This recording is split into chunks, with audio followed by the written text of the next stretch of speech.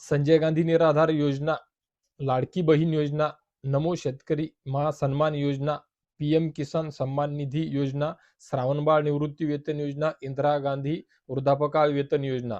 तर हो मित्रांनो, बांधवांनो, प्रेक्षकांनो आणि लाभार्थ्यांनो, सोबतच लाडक्या भगिनींनो, तर सर्वच प्रेक्षकांना माझं या व्हिडिओच्या माध्यमातून सर्वांना सांगणं आहे की हा जो आठवडा आहे, म्हणजे जवळपास फेब्रुवारीचे पहिले 4 दिवस, 3 फेब्रुवारी, 4 फेब्रुवारी, हे 3 दिवस फेब्रुवारीमध्ये पहिले आठवड्यामधले, आणि जानेवारीचे जे आता हा जो शेवटचा आठवडा आहे म्हणजे 8 ते 10 दिवस, हा आठवडा खूप महत्त्वपूर्ण असणार आहे. आता तुम्ही सांगताल या व्हिडिओच्या माध्यमातून महत्त्वपूर्ण काय, सर्वदूर सर्व तेच चालू आहे, तेच दिसत आहे सोशल मीडियामध्ये, सर्व तेच आहे. फक्त आपल्याला पाहण्यासारखं हेच असणार आहे की कोणता शासन निर्णय कधी येतो, कोणत्या तारखा जाहीर होतात, आणि खरोखर शासन निर्णय जाहीर झाल्याच्या नंतर, तारखा जाहीर झाल्याच्या नंतर त्या योजनेच्या त्या लाभार्थ्यांना खऱ्या अर्थाने तेवढे अनुदान, तेवढे जे रक्कम आहेत त्या योजनेच्या खरोखर मिळतात का? मिळतात का नाही मिळतात, यापेक्षा महत्त्वाचा विषय असा आहे की खऱ्या अर्थानं या ज्या योजना आहेत, कुठे ना कुठे या अगोदर सुद्धा आपण पाहिलेलं आहे की फक्त आणि फक्त निवडणुकाच्या मुळे, मतदानाच्या मुळे ज्याप्रमाणे काही जण शब्द वापरतात की मतदानजीवी, निवडणूकजीवी सरकार आहे वगैरे वगैरे, तसंच काही परत एक वेळेस आपल्याला सर्वांना पाहावयास मिळत आहे मित्रांनो. सर्व हे निवडणुकीच्या तोंडावर आलेलं आहे. नमोचा वेळ होऊन गेलेला आहे. लाडक्या बहिणीचे 1-1, 2-2 महिन्याचे पैसे थकलेले आहेत. संजय गांधी निराधार, श्रावणबाळ निवृत्तीवेतन यांचा वेळ होऊन गेलेला आहे. पूर्ण जानेवारी महिना संपत आलेला आहे. 3 आठवडे झालेले आहेत. दिव्यांग बांधवांचे ऑक्टोबर, नोव्हेंबरचे वाढीव अनुदान मिळालेले नाहीये. मग आता अशा परिस्थितीमध्ये खरोखर जर पाहायला गेले तर सर्वच लाभार्थ्यांचे जे पैसे आहेत या आठवड्यामध्येच मिळणार. हा आठवडा खरोखर अक्षरशः महत्त्वपूर्ण आहे. परंतु पूर्ण पैसे मिळणार का? फक्त जाहिरातबाजी होऊन जाईल, घोषणाबाजी होऊन जाईल, शासन निर्णय निघून जातील, परंतु परत शेवटी तेच ताटावर काय नाही, तुमच्या पदरामध्ये, पात्रावर काही पडणार नाही, अशी परिस्थिती पाहावयास मिळत आहे.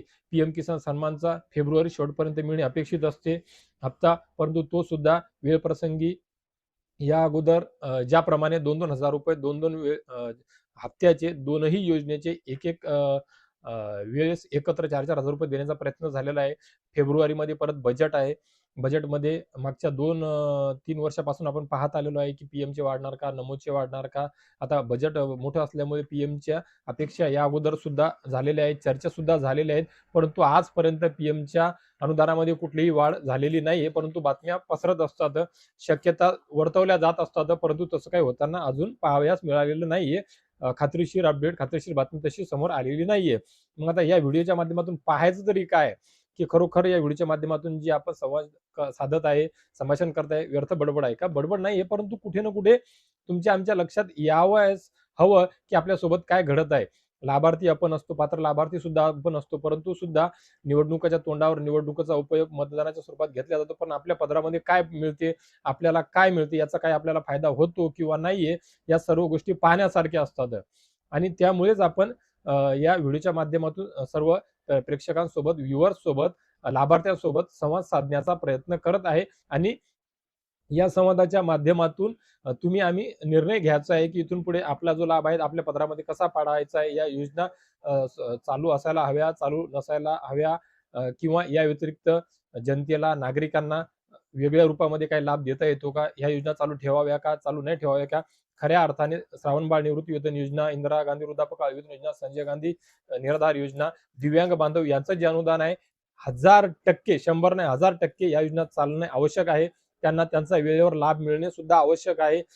थकीत जे अनुदान आहे त्यांचं श्रावणबाळ असो किंवा संजय गांधी निराधार योजनेचं असो, ते सुद्धा मिळणे खूप आवश्यक आहे. परंतु त्यांच्यासोबत सुद्धा कुठे ना कुठे दुजाभाव होताना दिसत आहे. लाडक्या बहिणीला प्राधान्य देता देता लाडक्या बहिणीला रस्त्यावर उतरण्याची आवश्यकता पडलेली आहे.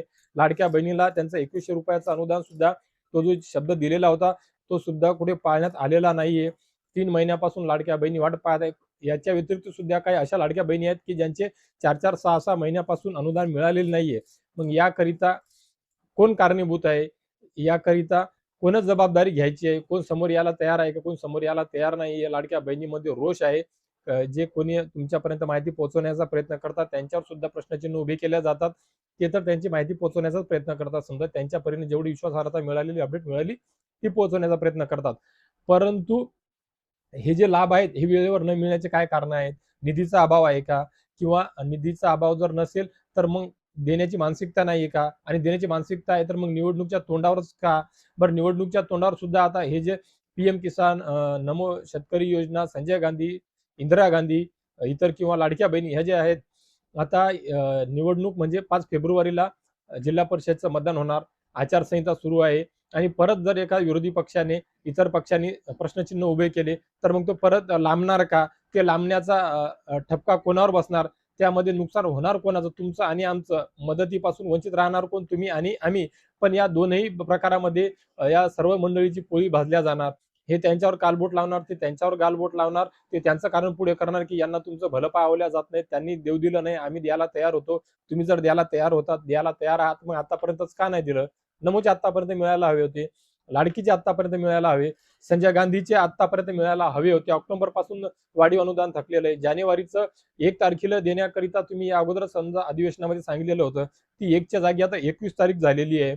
ह्या सर्व गोष्टीकरिता सामाजिक कार्यकर्त्यांनी समोर येणे बंधनकारक आहे. लोकप्रतिनिधींनी सुद्धा त्यांची बाजू मांडणे आवश्यक आहे. प्रसार माध्यमांमध्ये पत्रकार बांधवांनी सुद्धा यावर चांगल्या प्रकारे लिखाण करणे, निदर्शनास आणून देणे हे सुद्धा तेवढंच महत्वाचं आहे. आणि नागरिक किती कशा मोठ्या प्रमाणामध्ये भरडल्या चालला ते सुद्धा समजून यावर काहीतरी उपाययोजना व्हायला हवा.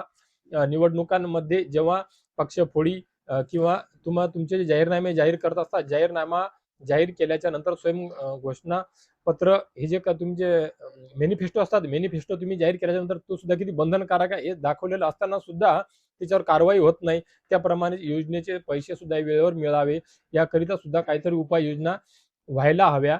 कुठेतरी अधिवेशनाच्या माध्यमातून परत या सर्व गोष्टींवर चर्चा व्हायला हवी. याकरिताच्या या व्हिडिओ माध्यमातून फक्त आणि फक्त आमच्या या सर्व गोष्टी निदर्शनास आणून देण्याकरिताची ही व्यर्थ बडबड म्हणाल तरी सुद्धा हरकत नाही बांधवांनो. आता महत्वाचा विषय, ज्या योजना सांगितल्या या योजनांचे सर्व पैसे आठवड्यामध्ये येणार आणि येणार, यामध्ये काही दुमत नाहीये. शासन निर्णय जाहीर हो न हो, तारखा जाहीर हो न हो, तरी सुद्धा या अगोदर सुद्धा शासन निर्णय जाहीर न होता, तारखा जाहीर न होता तुम्हाला हे पैसे मिळालेले आहेत. शासन निर्णय आले किंवा पोर्टलवर अपडेट आल्या किंवा तारखा जाहीर झाल्या त्यानंतर इतरांप्रमाणे मी सुद्धा आपणापर्यंत ही अपडेट आणण्याचा प्रयत्न नक्कीच करत आलेलो आहे आणि करत राहणार आहे.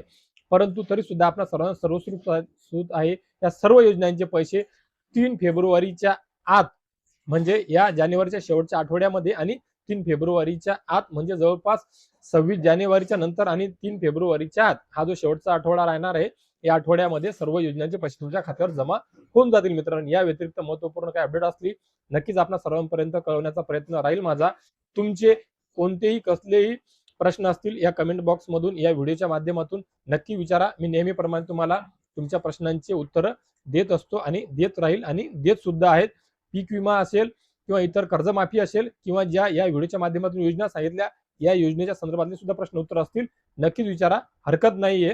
तर मित्रांनो, भेटूया एका नवीन व्हिडिओमध्ये तुमच्या आमच्या उपयोगी माहितीसह, महत्त्वपूर्ण अपडेट सोबत, काही गोड बातम्यांसोबत आणि काही अडथळा निर्माण करणारे जे काही प्रश्नचिन्ह जे योजनेच्या माध्यमातून येणार आहेत त्या सुद्धा काही अपडेट येत आहेत लवकरच 2 दिवसामध्ये. त्या सुद्धा अपडेट मी तुमच्या सोबत तुमच्यापर्यंत व्हिडिओच्या माध्यमातून मांडण्याचा प्रयत्न करणार आहे, शेअर करण्याचा प्रयत्न करणार आहे. तर मित्रो, या व्हिडिओच्या माध्यमातून तुर्तास एवढेच. भेटूया एका नवीन व्हिडिओमध्ये तुमच्या आमच्या उपयोगी माहिती. तोपर्यंत धन्यवाद.